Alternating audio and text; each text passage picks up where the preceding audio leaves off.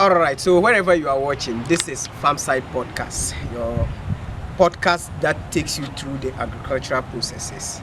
Today, we are with one of our innovative person, someone that, I don't know, I'll just have to get to him and he will introduce himself. As you can see at the background, you can see a greenhouse at the background. Yes, he implemented it. He's the founder of that. And he is advocating for something which is very important in our agricultural sector, especially with the kind of ecosystem we are having this time. So I am not going to delay you. I am taking you to the man himself so that he will introduce himself and explain himself to us and what he does here before we get into the farm. Okay, boss, good morning. Good morning, boss. Yes, how is it? Oh, it's fine. You're welcome. Okay, thank you. All right. Please, can you tell our viewers who you are and where we are today at Farmside Podcast? All right. I'll commence by first of all welcoming you to POFAC. Okay. POFAC is an agricultural firm or scheme that I have started grooming.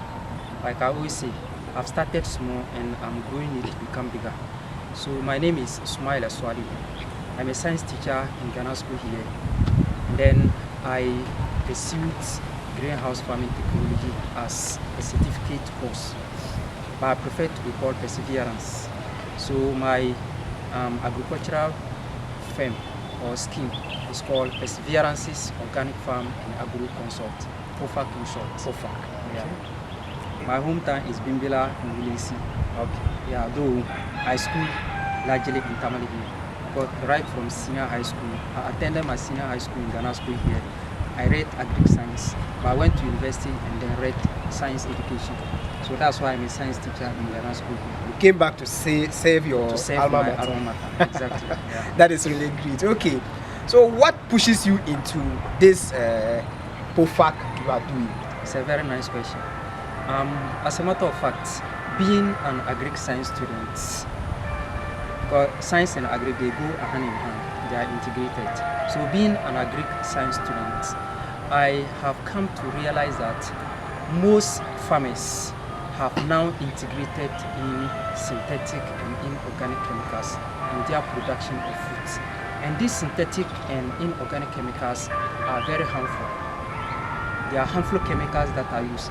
You can bear me out. That's why any farmer who wants to apply this chemical, the farmer is advised. The caution on the distance is to put on an overall, yes, and even gloves and even protective boots, because they are harmful chemicals. So I've come to realize that most of the food, most especially vegetables in the system, are of chemicals, and it is not actually healthy for the body. And most of the farming practices too are impacting negatively on the environment.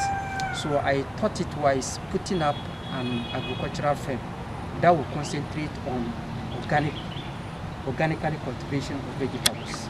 And my agronomic practices should also be something that enhances the progress of the environment, but not deteriorate the environment. So that has actually propelled me to go to Agritech to pursue a greenhouse course, though I have worked in greenhouses before down south. So that is where I have gained this experience. But I needed a professional certificate in greenhouse management, of course. So having done that, I came and then I organized little resource with my improvisational skills. Then I tried to put up this greenhouse. That's good. So very soon we'll be getting inside the greenhouse too. And you have you said something which is very interesting. That is looking at the current farm inputs that we are using. Most of them are chemicals, and it's very harmful to our body. And with that, I am going to use this opportunity and recommend a company for you, that is Green Grow Limited. It is a company that is basically on production of organic farm inputs, being it fertilizer, that's compost, pesticide, that is they use neem seeds to produce pesticides, anything, everything is organic. I think I work with them at the North Field, so you can link up with us for more organic inputs or organic products to put in your farm. No problem. So but before you continue, let me say that as part of the course that I went and did, the purpose of this course was agroecology, that is agricultural system which is friendly to the environment. So I was taught as to how to prepare organic pesticides and even organic herbicides, or if you like, organic weedicides. So even my garden over there and the one over there, I've never used any synthetic or inorganic chemicals. When I experience pest attack, I use neem fruits or neem leaves. I strain a liquid from that and I use it to apply to my crops as a pesticide. There are other organic materials that you can use to prepare pesticide. You can use orange peels, you can use pawpaw leaves, or there is a white fluid when you cut a pawpaw fruit that is not ripping. You cut it, you see some white distinct. That chemical is called papain. That papain is insect repellent. These are all organic pesticides or chemicals that can organically control pesticides. So I have knowledge in all these things. That is really great. So we are taking you to the farm. We are going inside the greenhouse so that you see what he has done, Mr. Sumaila, or Perseverance. Yes, let me say Perseverance. So we are taking you into Mr. Perseverance garden so that we'll see what he has planted, when has it planted it, and how far has it gone with it. If maybe we can get some tomato to go and prepare light soup. Let's get inside and see. So now we are inside the greenhouse of Mr. Perseverance. Mr. Perseverance, please can you take us through some of the crops that you have here, how it was planted, when and how.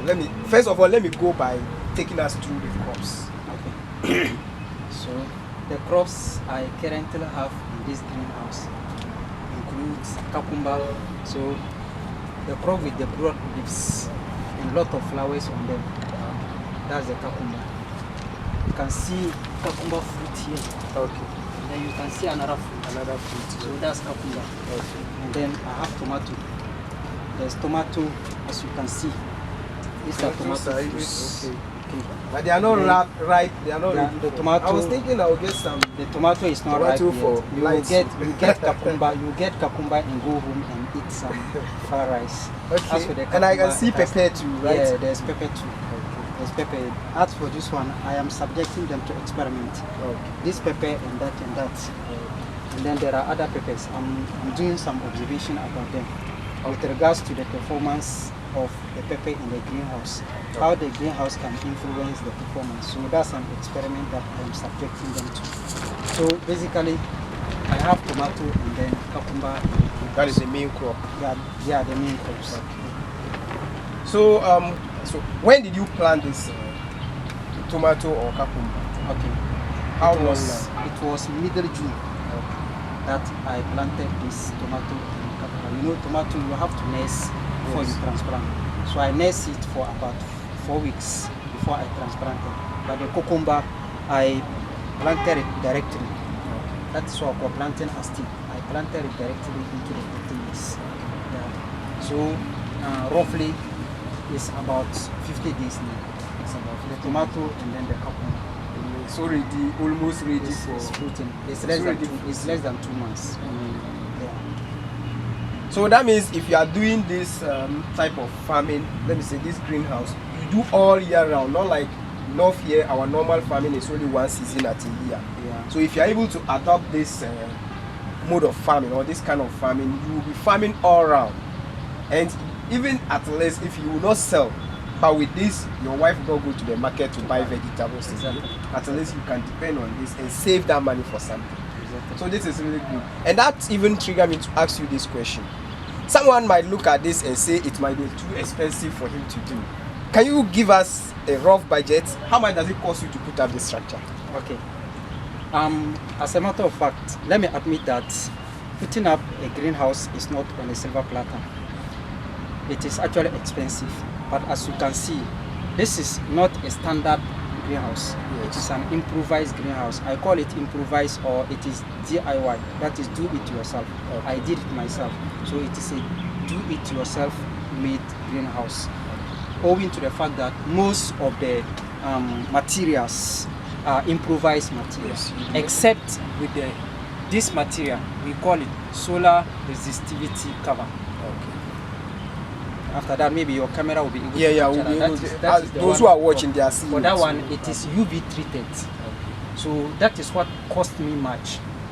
I went to Kumasi, one agricultural company, to buy this material, and it cost me 1,850 Ghana cedis.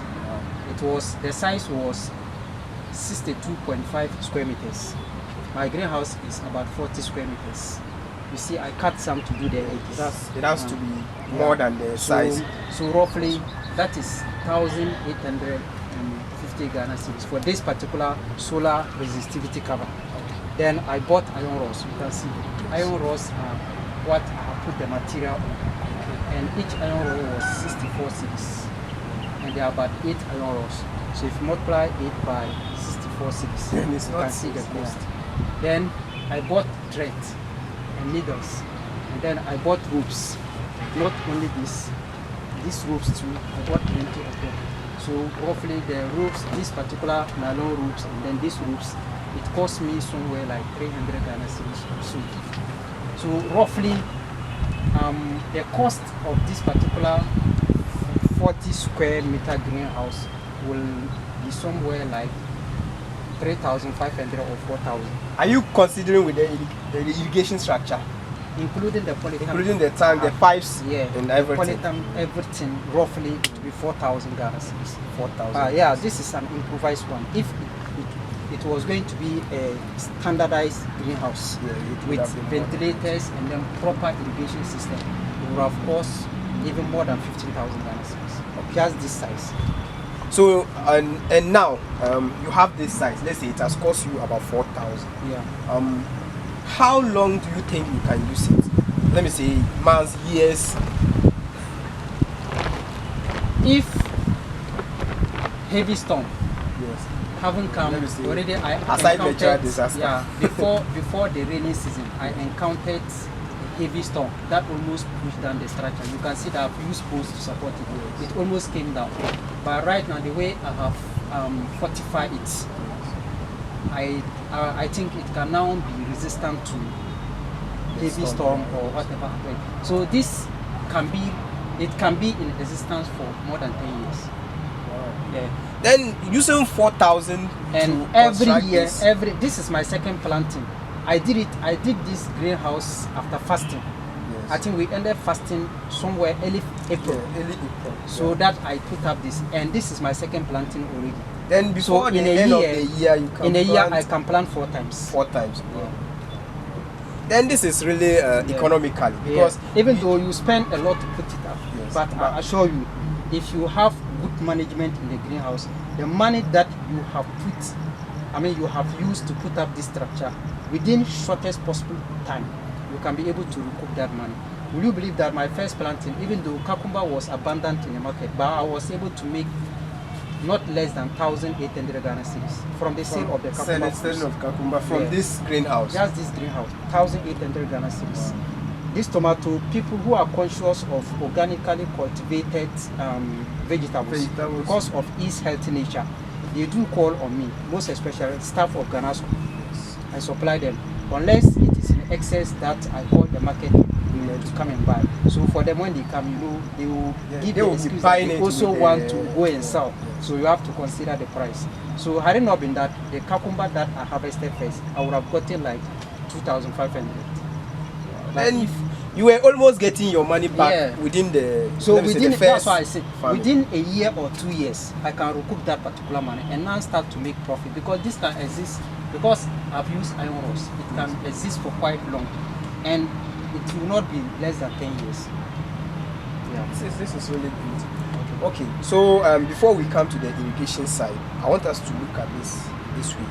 Do you have challenges, or have you faced challenges in this, being it economically, or though you already mentioned a storm, that is, let me say, natural disaster. Aside the natural disaster, do you face some challenges in acquiring materials and putting up the structure? Okay. What are some of the challenges? It all has to do with the economic aspect, that is capital. Yes. I would have loved to own a greenhouse larger than this, but because of the economic factor, that's why I've started with this. So like you said, even if I will not sell, even though in this particular greenhouse or with this size of greenhouse, I can still cultivate to sell. But even if I will not sell, I will not also go to market to buy vegetables again. So the money that my wife would have been using to buy vegetables, I would have been saving them. So that will make me to own a relatively larger greenhouse. I get it. And I think you even eat healthier food as compared to buying in the market. I will look healthy, and my suppliers will also consume and look healthy and appreciate. And I can assure you, all those who have patronized my vegetables, they have even recommended it to other people because of how healthy it looks and how quality it looks. So largely the challenge is the economic aspect, that is capital. Since this is a greenhouse, I don't actually encounter challenges like pest attack. You can see. Yes. I don't encounter the problem of pest attack, disease spreads, and we call them environmental threats like high temperature, because I regulate everything and humidity. So as for those ones, I think I have been able to manage. It's controllable. Yeah, I have been able to tame that, except the financial aspect. So you will help me to disseminate this information to people who have alacrity in modern farming. If they can come to my aid, I can own that greenhouse to be constructed by myself. With the exception of affording this, I can put up available resources or leverage available resources to put up a greenhouse that will be larger than this particular size. Okay. Yeah. So if you are watching this and you are interested in going into greenhouse farming, if you think you cannot do it but you are financially okay to do that, you can contact Mr. Perseverance and you do it together. You see, putting up this is a serious business. I think I have learned a lot from this, and maybe if I go home I also have to start my own greenhouse. That's lovely. So if you are watching and you are interested in teaming up with Mr. Perseverance or supporting him in any way, especially Ministry of Agri, please, this is something we need to take serious. Ministry of Agri, take this thing serious so that at least we can reduce the chemical products that we have in the market, which is very harmful to our health. That is why this time we see a lot of chronic diseases. Youth are dying, like the early age people are dying because of that kind of chemicals we eat in the market. I think if we embrace this kind of organic farming or organic greenhouse farming, it will help us and reduce those things. So Minister of Agri, please, we are appealing to you, try to support Mr. Perseverance and his colleagues who are out there trying to bring the organic products into the market so that we can all benefit from that. And okay, I'll come to that I want us to go out and look at how you make your irrigation, how you do your irrigation. But when we get there, from there I'll ask you where they can get you. If you have social media handles, then where there you can mention it up before we wrap up with the interview. Okay. So we are taking you to where the irrigation is done so that you see how he planted it. He told me that he did everything by himself. Hey, Charlie, that's good. It's okay. We'll get there and see what is happening. Anything to add here? You add before we get to the. So somebody would have asked, why not use such an amount of money to invest in an open field farm where your farm size will be larger? Yeah, you have a larger farm. As a matter of fact, having acquired a certificate in greenhouse farming technology, greenhouse is one of the climate smart agricultural practices, that is CSA. So I would have loved to touch a little bit on CSA, that is climate smart agriculture. Okay. You can see that in this recent time we've been encountering drought. Yes. So farmers who practice open field farming every year, last year and this year, we have encountered droughts. And those who farm on large size, at the end of the day, they are going to have a smaller yield because of the drought. Yes. So we must integrate in farming practices that even though the drought will exist, but yet you can still have a higher yield. So that is why I want to focus on this. So I am not bothered spending exorbitant amount of money to put up this instead of using it to go into open field farming. I am an advocate of climate smart agriculture, and climate smart agriculture is is not a specific set of practices. It is an integrated approach. When we say integrated approach, what it does is that CSA recognizes food security, adaptation, and what we call mitigation. These three are looked at and addressed holistically by CSA. Let me give you this analogy. There is now what we call changing in rainfall pattern. The time there's supposed to be rain, the rain is not coming. The time that rain is not required, that is the time the rain comes. Yes, so there's a change in rainfall pattern. Now, the time that temperatures are supposed to be lower, they are high temperatures. And most especially this era that we fell down trees indiscriminately, owing to burning of charcoals and other factors. There's always what we call emission of greenhouse gases, which causes global warming. So temperatures are always very high. These are what we call climate change impact on agriculture. So CSA has come to address this particular issue so that it will culminate to what we call food security. So the purpose of CSA is to address this climate change impact on agriculture. How is it addressing that? That is what it talks about, adaptation and also mitigation. Mitigation simply means that minimizing the emission of greenhouse gases, which are methane gases, carbon dioxide gases, carbon monoxide gases. These are main contributing factors to what we call climate change. These greenhouse gases, they largely contribute to what we call climate change. So CSA aims at minimizing it. It can never be eradicated, but it can be minimized. So if it is minimized, climate change impact on agriculture will also be minimized. Then adaptation. Adaptation means that helping farmers and agricultural system to adapt to climate change impact.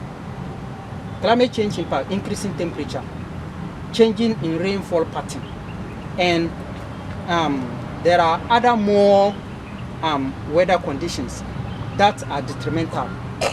So how can farming be adapted to this? Then they have come out with hybrid crops that can be able to withstand drought, that can be able to withstand high temperatures, that can be able to withstand other what we call detrimental weather events like flood, like excess wind or storm. So the aim of CSA, climate smart agriculture, is to holistically address food security, adaptation, and then what we call mitigation. So in summary, CSA is an integrated approach to managing agricultural systems, which seeks to, one, build resistance to climate change. So it is about building resistance. Are you okay? Or resilience. Building resistance or resilience to what we call climate change. That's one aspect. So if there's resistance or there's resilience to climate change, and also that's the mitigation aspect, minimizing the emission of greenhouse gases, if it is also which contributes to climate change, you and I will agree that there will be food security. Food security means that agricultural systems will be able to continue to produce enough food to feed the growing global population. That is the purpose of CSC. So that's why I am practicing greenhouse. If you are watching at a point, it's like I was lost. It's like we have not taken each other to a classroom. Hey, Okay, the exactly. primary school people are really yeah, he's a product of the Kuku basic school. So I think we have learned a lot from this, and that reminds me when I was in school. I'm a Tamasco product. Okay. Yeah. When I was in school, anytime the science experimental, so no problem. I understand. anytime the science teacher is explaining these things, Charlie, I'm just looking at him, Charlie. We visual as students, what do we get to do with all these things? So that's why when he was talking, I was quiet looking at him. So that is it. I think we have learned a lot. This is just a fun part of it. Okay. And we are taking you to the irrigation side No so problem. that we look at how he planted his irrigation and how it works. I want to know, like, There are vast lands elsewhere people are farming, and why do you choose to go into green farming, doing something small like this, instead of putting your money into, let me say, going outskirts to get land and do farming? Why this green farming, and why should I invest my money in this instead of going to do an open farming where I can have a bigger farm? So largely your question is about what a greenhouse is and why one must invest in greenhouse farming technology. All right, when we talk about a greenhouse, it is a precision agricultural practice. Precision means that everything of a greenhouse is precise because of how it is managed. So it is a precision agricultural practice, which is a structure, an enclosed structure covered with what we call solar resistivity cover and UV nets.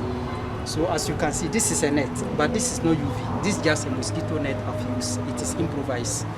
So because it is covered with solar resistivity cover and UV plastic net, what it does is that it traps the ultraviolet radiation of the sun and diffuses enough light to your crops. So rainwater doesn't get contact to your crops, and that contributes to the health nature of the crop, because the more water gets into contact with the foliage of the crops, the more the crops are exposed to diseases. So if you are able to avoid water contacting the foliage of your crops, you are helping to minimize what we call spread of diseases. And because it is also an enclosed structure, pests are limited. So it doesn't allow the entrance of pests. So that also helps to minimize the spread of disease, because the frequent pests get contact into your crop, the more the crops are destroyed, and also the easily diseases are spread, because the pests are, we call them vectors. They spread diseases, or if you like pathogens, disease-causing organisms. So if you are able to limit their contact to your crops, you are as well limiting the spread of what? Diseases. That is what a greenhouse is. Now, why a greenhouse? Greenhouse because, one, greenhouse extends or prolongs growing season. That is, it ensures what we call all year round farming, regardless of the season. Dry season, you can cultivate crops in the greenhouse, because everything in the greenhouse is managed or manipulated by the farm manager. So that's why we say that it ensures all year round farming. Open field farm is only in the rainy season, but in a greenhouse you can farm in the rainy season, you can farm in the dry season, any season. And then what it also does is that it makes efficient use of water, because the type of irrigation system largely used in a greenhouse is drip irrigation, which makes efficient use of water. That's two. The third importance is that it helps shield or screen your crops against pest attack, which also goes to limit the spread of diseases to your crops. Then it ensures quality and healthy fruits. If the type of vegetable you are farming is fruity vegetable, like cucumber, like tomato, like pepper, like green pepper, like garden egg or eggplant, it ensures healthy fruits. You will get insights, and then you will see how healthy the cucumber looks and the tomato also look. So that is also one advantage of a greenhouse. That is the production of healthy and quality vegetables. Let me simply say vegetable, because lettuce is leafy. It can also be cultivated in a greenhouse. So as another advantage. Then another advantage is that it helps to limit the use of synthetic and inorganic chemicals, owing to the fact that pest is limited, pest attack is limited, disease spread is limited. So you don't bother yourself buying inorganic chemicals to what? To apply to your crops, to curtail these particular things. So it helps limit the use of synthetic and inorganic chemicals, which are harmful. And then it can also help to manage what we call weed growth, because the drip system, it trickles water to the root zone of every crop. So you see water being applied to where there are crops. Where there are no crops, water doesn't trickle there. So your greenhouse is always very dry. So you don't have grasses growing. And then the last one I'll mention, there are several lot of advantages, but I will end here by mentioning that it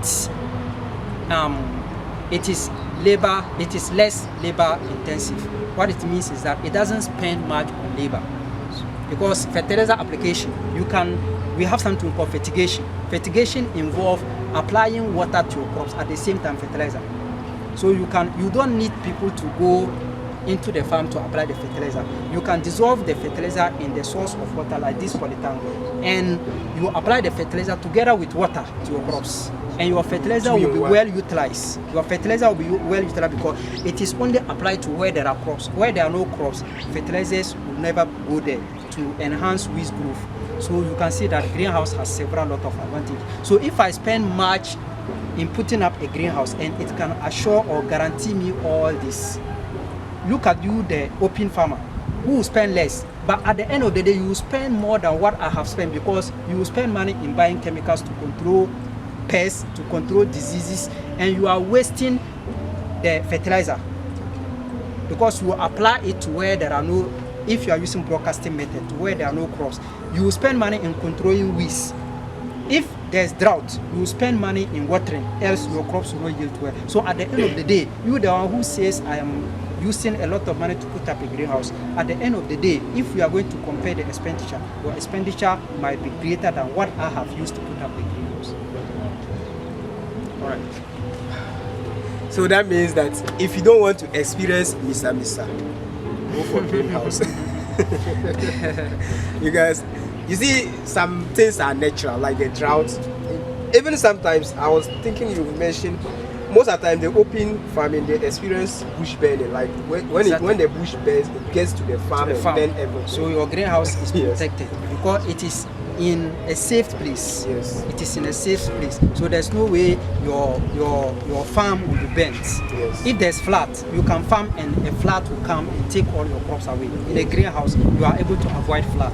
So greenhouse has numerous advantages. Yes. That's right. So greenhouse has numerous advantages. You, the person watching, you have heard it. I am not going to choose for you. Choose yourself. Weigh the two. Then you see the one that will be good for you or the one that you can choose. We are still there and we are looking at this poly tank. That is what you use, the water container for what? The irrigation. So and I can see that all these things are improvised because you should have get a mason to hold this. To build this is improvised, Yes, just to minimize costs. Yeah, that is it. Yeah. It's good you are doing improvised. You know, we are in the artisan field and we always like this kind of thing. It shows that you are creative. Yes, Very you are creative. Yeah. Yeah. So how can you take us through how you put up this and how the watering is done? Okay, that's lovely. Like you said, if you are a farmer, it's not just about working harder, but it's about working smarter. Yes. A farmer doesn't need rain to farm. All a smart farmer needs to farm is water. Is water. So in this greenhouse, when it rains, water doesn't enter into the greenhouse. So the rain has no influence on my crops. So whether it rains or it doesn't rain, I will have to water through my drip tips or through using my drip irrigation. Now, let me mention that improvisation is one thing that can cut down costs. And if you want to make profits in farming, you must make sure that you spend less. But spending less doesn't mean that you should compromise on your production. So like my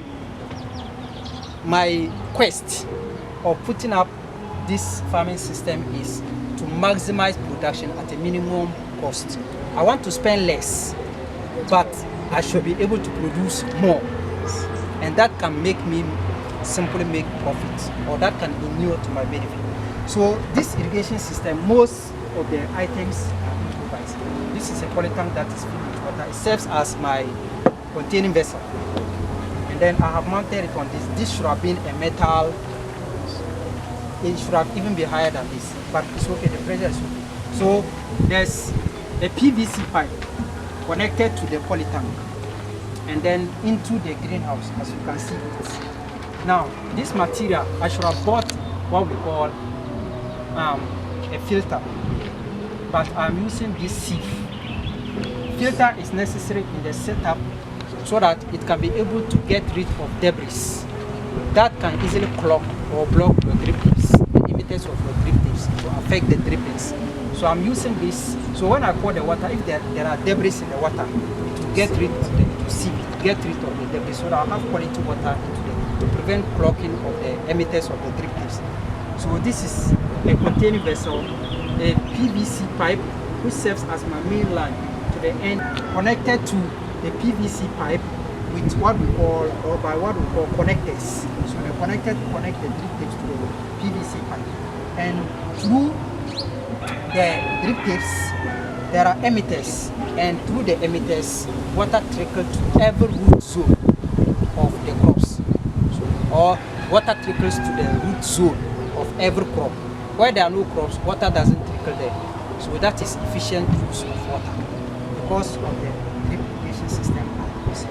Alright, so when we get inside, you see how the irrigation system is working. So basically the components are containing vessel, a main line, then a filter, then we have a pressure valve which regulates the flow of water. Then we have drip tips connected to the main line by what we call connectors, and then there are emitters on the drip tips to trickle water to the root zone of every crop. So that is the irrigation system. As you are talking, my producer is showing them the video of how the connection is done. Exactly. So they are watching and they know what is happening. So what we do is we'll get inside and see how the irrigation is done. Exactly. And we sum up. But before we get inside and see how the irrigation is done, I want us to summarize the talking. Then when we finish the talking, we take them the irrigation, how the irrigation is done inside. Okay. So first, let me say, do you have anything to add? Okay. Before we come to how people can get you. For instance, if someone is ready to support, ready to, let's say, even order vegetables from you because you are selling the quality and natural vegetables. If someone is ready to order, support you, or team up with you to, let's say, have a bigger farmer or do business, how would they get you? Okay. If you have social media handles or whatever, for your WhatsApp number is on the screen, you are watching. So Yeah. that one you can ignore it, but maybe if you have social media handles, you can put it up. So Okay. So before I mention how I can be contacted by people who express alacrity in what I'm doing, let me mention that maybe subsequently we shall be talking about climate smart agriculture, CSA. So when you look at CSA, greenhouse is one of the climate smart agricultural practices. So why is it one of the climate smart agricultural practices? What is the name? CSA, that is climate smart agriculture. It aims at ensuring that there is continuous production of food. That is enough food to feed the growing global population, even under adverse weather conditions or under changing climate or climate change. So what a greenhouse does is that it ensures an optimum growth condition, and also it well utilizes water. It well utilizes water, also creates optimum growth condition, which is a solution to climate changes. One, in a greenhouse we are able to regulate temperature. In standardized greenhouses, there are thermometers to record temperature, to tell whether they should minimize the temperature, they should operate the ventilators. So there are ventilators to help minimize temperature. So when there's high temperature, it is regulated. When there's humidity, low or high humidity, it is regulated. Water supply to crops is also regulated. Pests are already shielded by the greenhouse from attacking or contacting the crops, thereby also minimizing what we call disease. So if you are able to grow crops even under changing climate or under climate change, you are ensuring that climate smart agriculture is being practiced. So in summary, when we talk about climate smart agriculture, it is simply an integrated approach to managing agricultural systems, which aims to, one, ensure that agricultural system continues to cultivate or to produce enough food to feed the growing global population, even under harsh environmental conditions or environmental threats or climate change. And also, it addresses issues that can affect the continual production of food. That is one. It ensures climate smart addresses the problem of emission of greenhouse gases. That's what we call mitigation. So what happens is that agricultural systems in its operation, they shouldn't be, or it shouldn't contribute to emission of greenhouse gases like methane gases, carbon dioxide gases, carbon monoxide gases.